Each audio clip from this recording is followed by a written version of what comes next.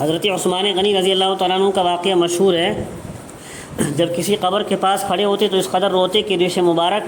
داڑھی مبارک آنسو سے تر ہو جاتی۔ لوگوں نے ان سے کہا آپ کے سامنے جنت اور دوزخ کا ذکر ہوتا ہے، جنت کے ثواب اور جہنم کے عذاب کا تذکرہ ہوتا ہے، مگر آپ اس پر اس قدر نہیں روتے جتنا قبر کو دیکھ کر روتے ہیں۔ حضرت عثمان رضی اللہ عنہ نے فرمایا ان القبر اول منزل من منازل الاخرہ، قبر تو آخرت کی منزلوں میں سب سے پہلی منزل ہے، اگر اس سے نجات مل گئی تو اس کے بعد کی منزل تو اس سے کہیں زیادہ آسان ہو جائے گی، لیکن اگر اس سے نجات نہ ملی تو بعد کا مرحلہ اس سے کہیں زیادہ سخت ہو جائے گا۔ پھر حضرت عثمان رضی اللہ عنہ نے فرمایا رسول اکرم صلی اللہ علیہ وسلم فرماتے تھے ما رأیت منظرا قط الا والقبر افظع منه، روایت ابن ماجہ میں۔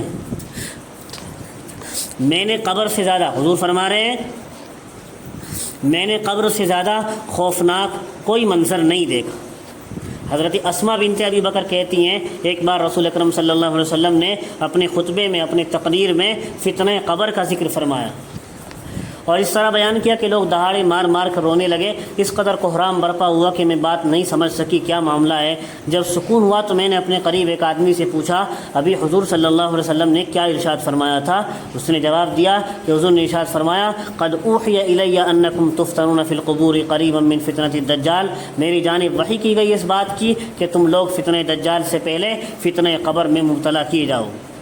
دوستو کوئی دن ایسا گزرتا ہی نہیں قبر یہ نہ کہتی ہوں میں بیگانگی کا گھر ہوں، میں تنہائی کا گھر ہوں، میں مٹی کا، کیڑے مکوڑوں کا گھر ہوں۔ جب بندے مومن دفن کی جاتا ہے قبر اس سے کہتی تیرا آنا مبارک ہو، میری پشت پر جو لوگ چلتے تھے ان میں تو مجھے سب سے محبوب تھا، اب جب کہ تو میرے سپرد کر دیا گیا تو اپنے ساتھ میرا معاملہ دیکھنا، میں تیرے ساتھ کتنا اچھا سلوک کرتی ہوں۔ اس کے بعد حد نگاہ تک قبر کشادہ ہو جاتی، جنت کا دروازہ کھول دیا جاتا ہے۔ مشہور حدیث ہے، آپ نے فضائل اعمال میں بھی پڑھ لی ہوگی۔ لیکن جب فاسق و فاجر یا کافر بندہ قبر میں دفن کیا جاتا ہے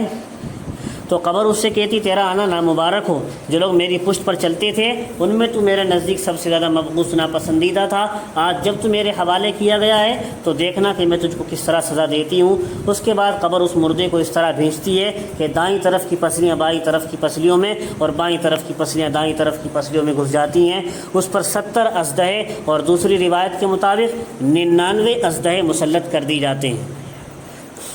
جن کا حال یہ ہوتا ہے ان میں سے ایک بھی زمین پر پھونک مار دے تو قیامت تک زمین پر کچھ نہ اگے، وہ اژدہے اسے مسلسل ڈستے رہتے ہیں اور قیامت تک ڈستے رہیں گے۔ رسول اکرم علیہ السلام نے ارشاد فرمایا انما القبر روضۃ من ریاض الجنہ او حفرۃ من حفر النار، قبر جنت کے باغوں میں سے ایک باغ ہے یا دوزخ کے گڑھوں میں سے ایک گڑھا ہے، یعنی نیک بندوں کے لیے قبر جنت کا باغ بن جاتی ہے اور بدکاروں کے لیے دوزخ کا گڑھا۔ اب یہ انسانوں پر منحصر ہے کہ وہ اپنی قبر کو جنت کا باغ بنانا چاہتے ہیں یا دوزخ کا گڑھا۔ قبر تو بذات خود نہ جنت کا باغ ہے نہ دوزخ کا گڑھا ہے، انسان کا عمل ہی اپنی قبر کو جنت کا باغ یا دوزخ کا گڑھا بنا دیتا ہے۔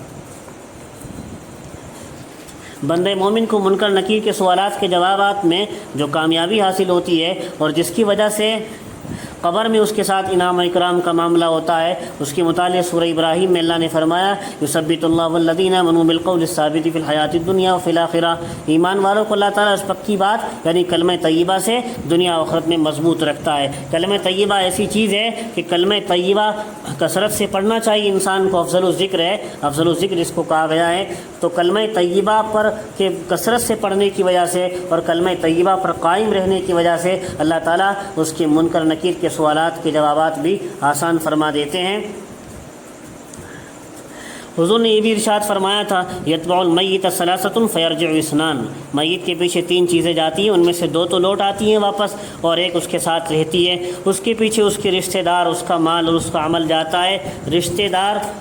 اور مال تو واپس آ جاتے ہیں، وَيَبْقَى عَمَلُهُ، اس کا عمل ساتھ باقی رہ جاتا ہے۔ میرے عزیز دوستو،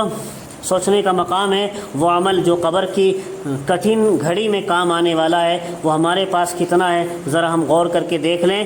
اور وہ آل و اولاد اور وہ مال و متاع جو اس مشکل وقت میں ہمارا ساتھ چھوڑ دیں گے، ان کو دنیائی میں چھوڑ کر جانا ہے، ان کو زیادہ سے زیادہ حاصل کرنے کے لیے ہم کتنے فکر مند ہیں۔ جمع کرنے کی کیا چیز ہے اور ہم جمع کیا کر رہے ہیں، حاصل کرنے کی کیا چیز ہے اور ہم حاصل کیا کر رہے ہیں، ہمیں اس چیز پر غور کرنا چاہیے۔ اللہ تعالی ہم سب کو آخرت کی تیاری کرنے کی توفیق نصیب فرمائے، آمین۔